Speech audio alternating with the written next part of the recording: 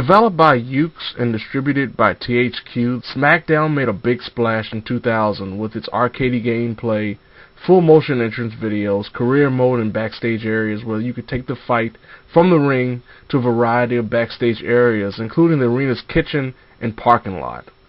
Years would pass, SmackDown sequels would be released, with the series' name changing from SmackDown to SmackDown vs. Raw to simply WWE, whatever the next year is. With THQ going out of business, 2K Games had the chance to pick up the WWE Games' license to continue the series. 2K, incredibly excited about the next generation of gaming featuring Microsoft's Xbox One and Sony's PlayStation 4, promised to deliver the most realistic wrestling game in history, thanks to a mix of incredible graphics and improved gameplay. After a slight delay, some not-so-friendly PR announcements, and negative reviews regarding the Xbox 360 and PlayStation 3 versions, WWE 2K15 on the PS4 and Xbox One had a lot of work to do to make up for its lofty promises.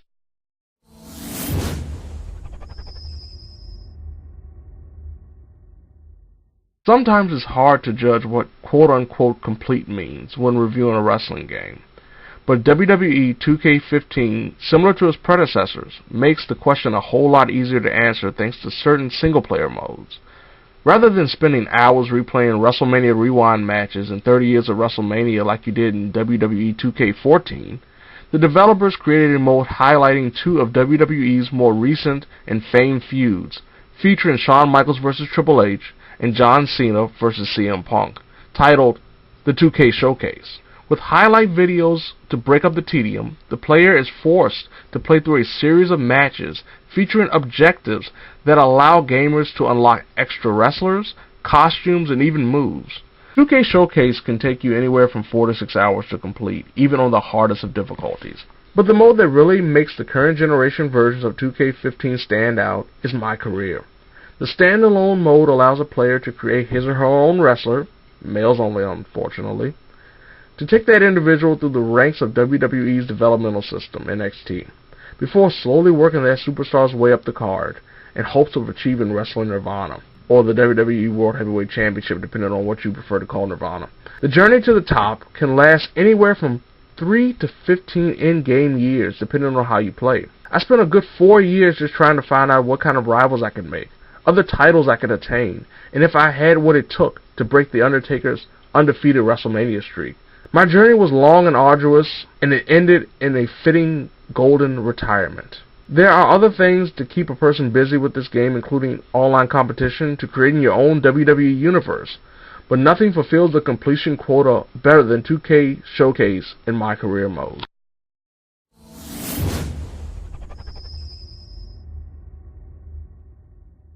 The original hope was this would be one of, if not the best, WWE games from the SmackDown lineage in history. The graphics looked phenomenal during the promotional tour. Gameplay modifications seemed to be going over very well with the people who played the game during live promotional events. And former WCW legend Sting was going to be a pre-order bonus. That's right, Sting! Well, all the previous things did make it into WWE 2K15. The graphics can't be understated as anything short of beautiful. Never before have wrestler models appeared so lifelike in front of a crowd that doesn't look like paper dolls. The pomp and pageantry seen on WWE television every week is perfectly represented. The in-ring action has also been modified, slowing down matches, attempts to weaken the ability to use moves over and over again rapidly, and build up momentum to utilize the wrestler's specific finisher for an incredibly quick and unsatisfying ending. This change in the way the bouts progress is mostly thanks to two new additions: the stamina meter and a rock-paper-scissors-like collar and elbow tie-up sequence at the start of each match, though both of these new features can be turned off in the options menu. The gameplay isn't perfect, though. The matches feature wrestlers who look like they're wading through water, and judging your stamina isn't worth its weight in oxidized gold, as you can unleash a stream of offense, hit your finisher, and win without even trying, just like past WWE games.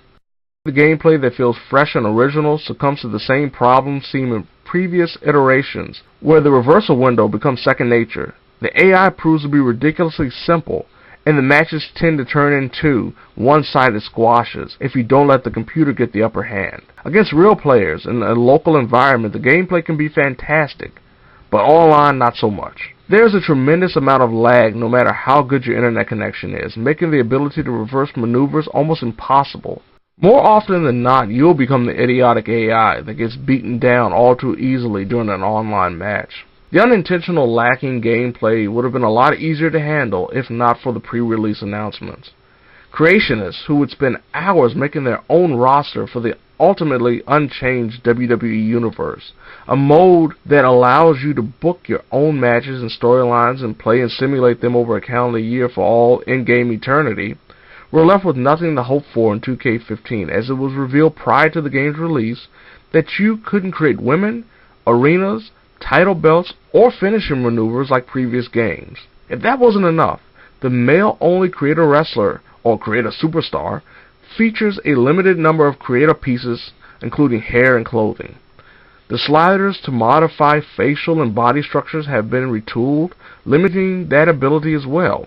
What could have been a saving grace is the import your own logo, which includes the ability to import a picture of your own face and put it on the face of your wannabe grappler. Depending on the photo, a monster or a perfect likeness can come from the importing. But don't expect it to work out on your first try, even if you follow the instructions perfectly.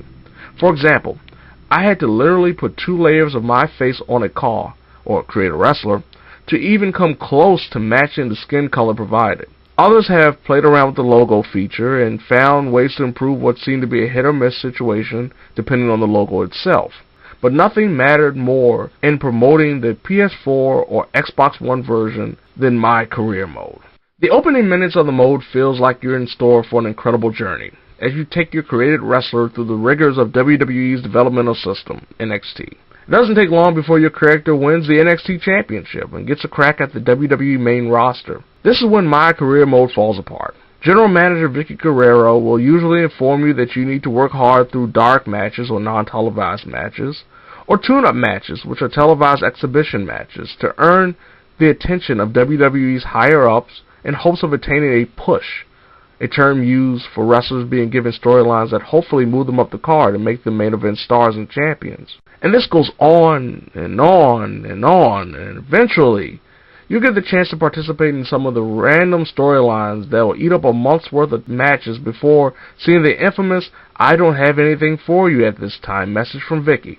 Storylines where my character should have been busy year-round became nothing more than actual busy work to keep me playing with the false incentive that the story would actually mean something in the long term. Like the time when Triple H helped my character become quote-unquote the face of WWE, only to have nothing but dark and tune-up matches for the next 3 months. By the mode's conclusion, where your character, spoiler alert here, wins the WWE World Heavyweight title, you'll be incredibly happy to see the credits roll before your big dance with destiny, your retirement. What could have been a captivating and enthralling experience in my career mode proves to be nothing more than a tedious, repetitious journey where the cake appears to be a lie every single time. It's the digitized, defined version of insanity for several hours. And that's not even mentioning the limited match options, download and upload limits placed on the online community creation, which has never been seen in any other WWE game with that feature, and the multiple glitches that have appeared in previous years' versions somehow coming back to haunt us again. It's a disappointing and, dare I say, not best for business decision to put out WWE 2K15 in the form that we, the gamers, both 7th and 8th generation, had to experience.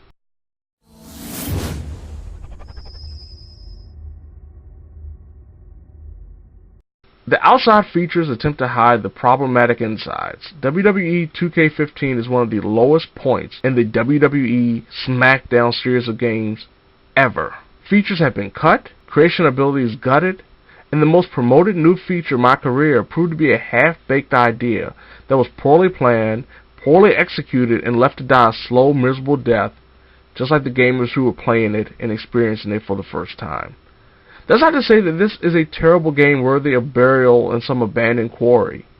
2K15 is a solid WWE game in the sense that if all you care about is playing with WWE wrestlers over and over again, you'll enjoy the game for a little while. But Even that will become repetitive with the redundant universe mode, lacking match options, and a paper-thin roster that only gets a little bigger if you buy the DLC packs. If you had the patience and or WWE 2K14 on previous generation consoles, avoid WWE 2K15. Here's to the hope that WWE 2K16 will be the SmackDown Shut Your Mouth to 2K15's SmackDown Just Bring It.